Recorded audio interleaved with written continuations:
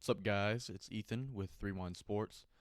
Today, I wanted to make a video that's actually talking about a topic that isn't just a game recap, an actual important topic that it has to do with front office NBA, which I don't usually care that much about, but I care about this one for a multitude of reasons. It's also kind of interesting. The whole situation's a little weird, and I wanted to talk about it. So I'm going to talk about it. It's not going to be way too in depth. I don't have notes or anything. I'm just going to talk. The topic at hand is Luka Doncic, the hiring of Jason Kidd, and his future with the Mavericks, and how I think it's going to play out, how I want it to play out. Just in case, well, you obviously probably don't know, but I'm a big Luka Doncic fan.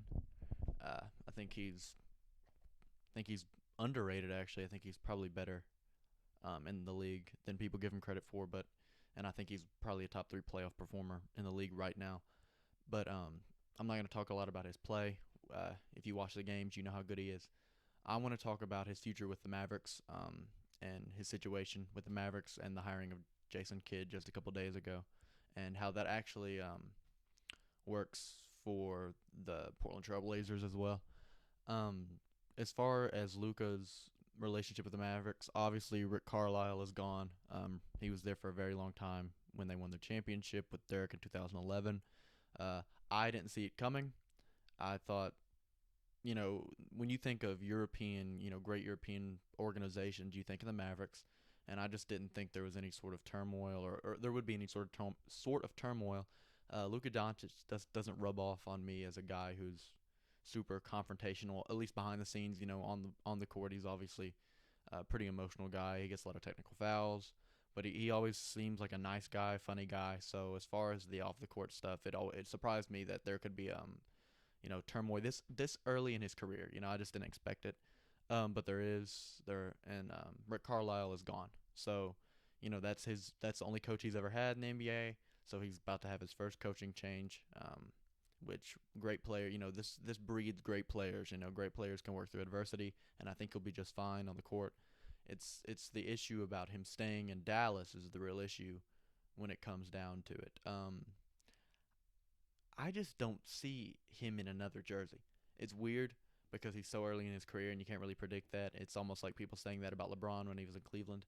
Look, if you are at the level you are as a European talent, I feel like there's no better support system than the one in Dallas. Mark Cuban is the spokesperson for European basketball in the league, even though I'm not a big Mark Cuban guy. In fact, I really don't like him. I feel like if you're a great European player, especially on the level of Luka, I think he's going to be the greatest European player we've ever seen. I don't see a better organization than the one led by Mark Cuban. But you never know. He could win somewhere else. The confusing part is the hiring of Jason Kidd. I just don't get it. Jason Kidd has always been a defense-oriented coach. He's never been a great coach. His defense in Milwaukee that first year worked all right, but after that, it got figured out, and he always struggled. The one positive aspect you could say was that he built a really good relationship with Giannis, and maybe he'll be able to build that relationship with Luka. Giannis did not want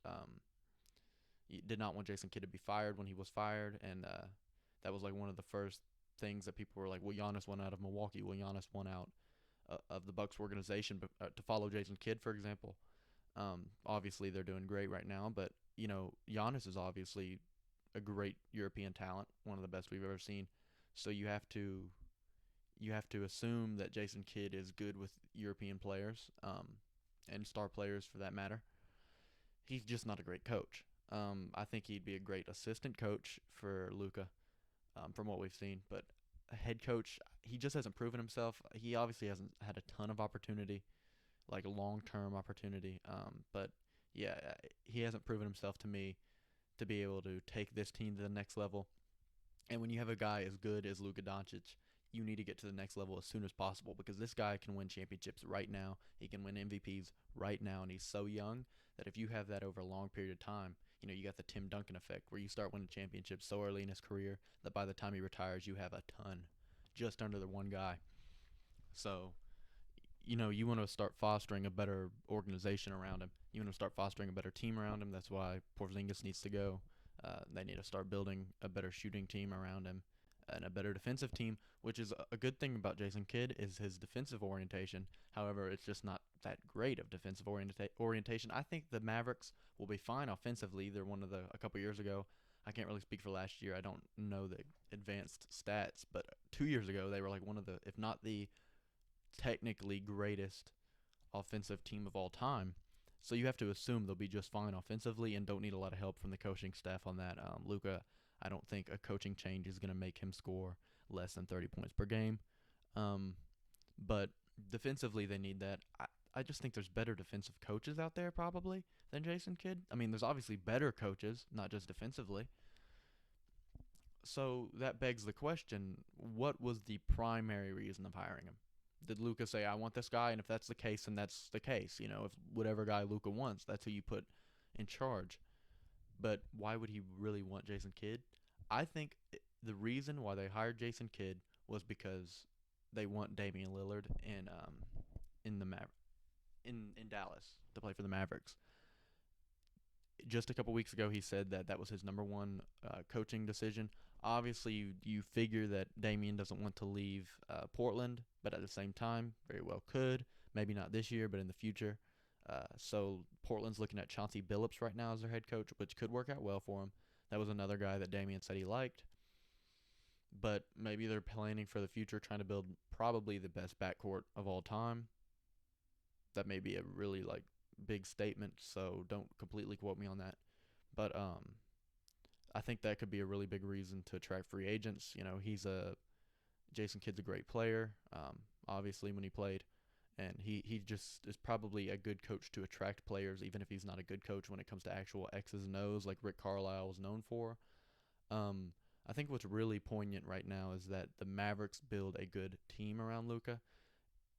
You just can't lose Luka. I mean, if the Mavericks lose Luka and he goes on to another organization, come to the Jazz, by the way. You're free. You're welcome to come. We'll pay you any amount of money you'd like.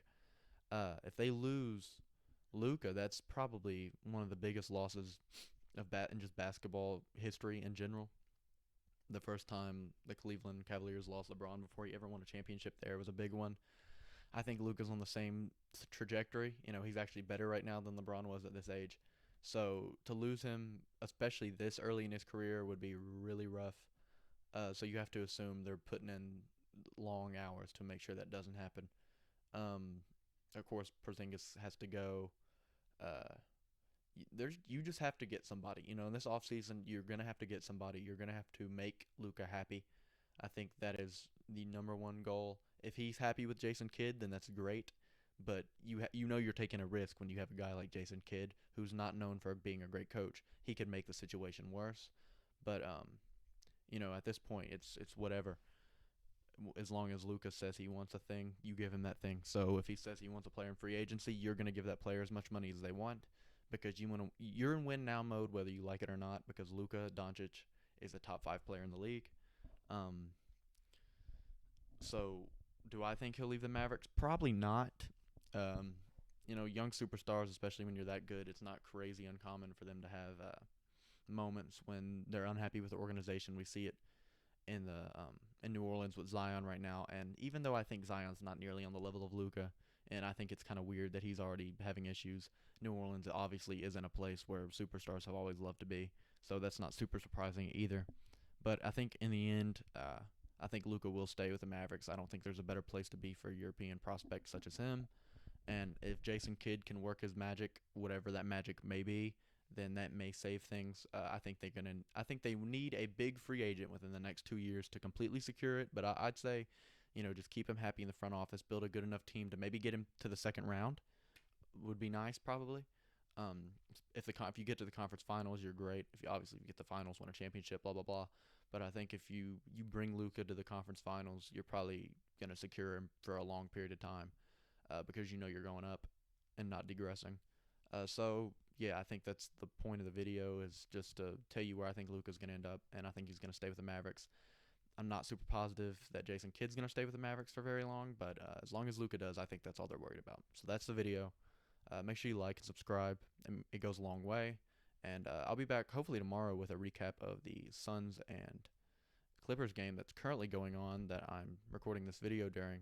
Hopefully, it's a good game. And yeah, I'll see you tomorrow. Hopefully.